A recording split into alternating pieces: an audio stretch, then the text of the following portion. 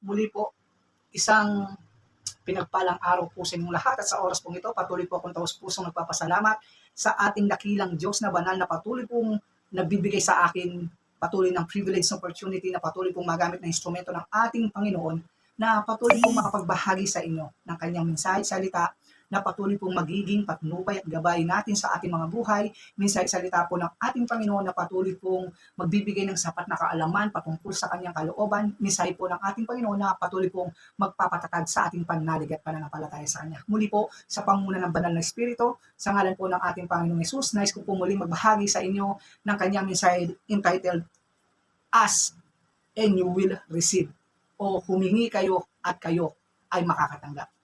Sa mensahe ito, nais pong ipabahagi ng ating Panginoong Diyos na sa pamamagitan ng message na to ay hinihikayat tayo ng Diyos na tayo'y lumapit o humingi sa Kanya sa oras ng ating mga pangangailangan. Maraming tao kasi ang hindi na lumalapit sa Diyos na kahit dumaranas sila ng mga kahirapan sa buhay o kaguluhan sa kanilang buhay, pilit po nilang nilulutas sa sarili ng lakas o kakayahan ang kanilang mga suliranin sa buhay. Tulad po ng nasulat sa Book of Santiago, chapter 4, verse 2 to 3, kung paano po kinausap ni Apostol Santiago yung mga tao doon na ganito po ang nasusulat. Book of Santiago, chapter 4, verse 2 and 3, mayroon kayong ninanais, ngunit hindi nyo makamtan, kaya pumapatay kayo, mapasa inyo lamang iyon. May mga bagay na gustong-gusto nyo, ngunit hindi nyo maangkin, kaya kayo'y nagkakagalit at nagkakalaban-laban. Hindi nyo nakakamtam ang inyong ninanais dahil hindi kayo humihingi sa Diyos. Ayun po ang nasulat sa verse 2 ng chapter 4 ng Santiago at sa verse 3, at umihingi man kayo ay wala rin kayong tatanggapin dahil hindi tama ang iyong layunin.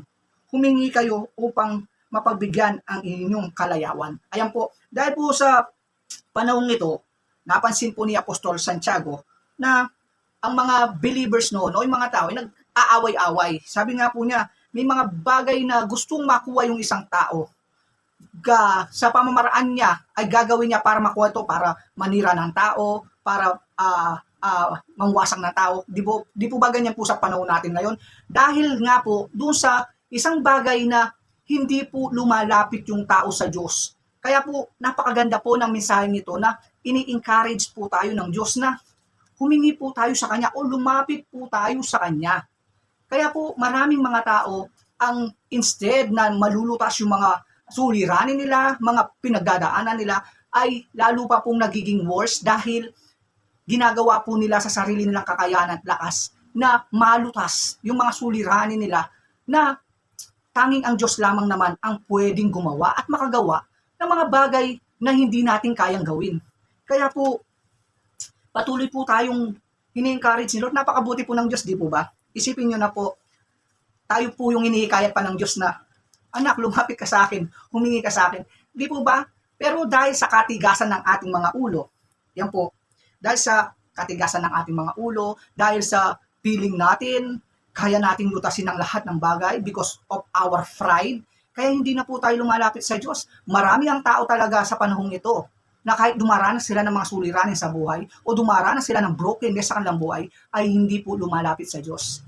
Instead na lumapit sila sa Diyos, ay pumupunta po sila sa mga bagay na akala nila yun po ang magpupuno o magbibigay ng kasagutan doon sa kanilang mga pangangailangan.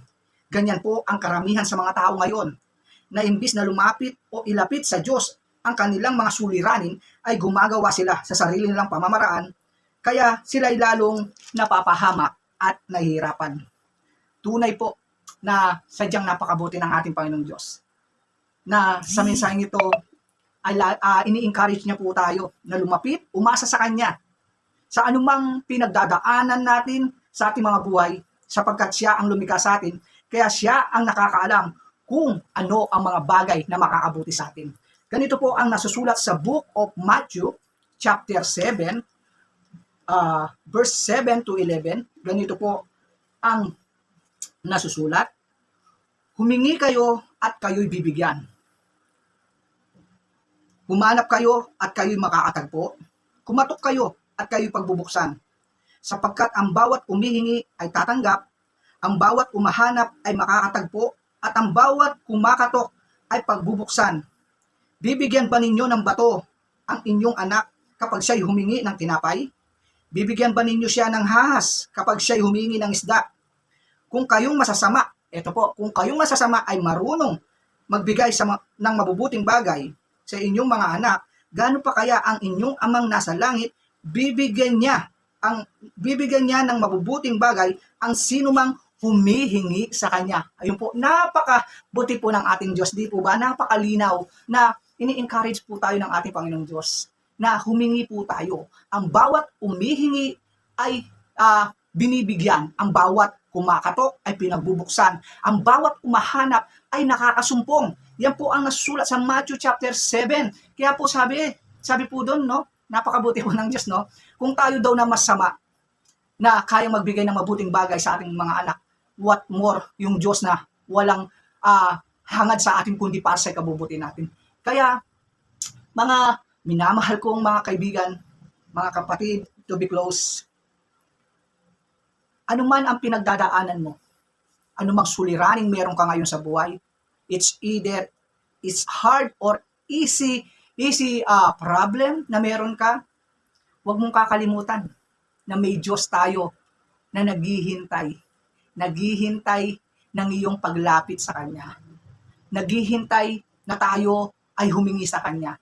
Naghihintay na tayo ay magpakumbaba at sabihin natin, Panginoon, ibinibigay ko po sa iyo ang lahat ng aking pinagdadaanan, ang aking mga suliranin sa buhay. At guarantee po tayo na hindi po tayo mabibigo. Dahil ang Diyos natin ay sadyang mabuti. Siya ang lumikha sa atin. Sabi nga po sa Bible na kung tayo po ay linikha ng Diyos, siguradong ibibigay niya po daw yung pangangailangan natin.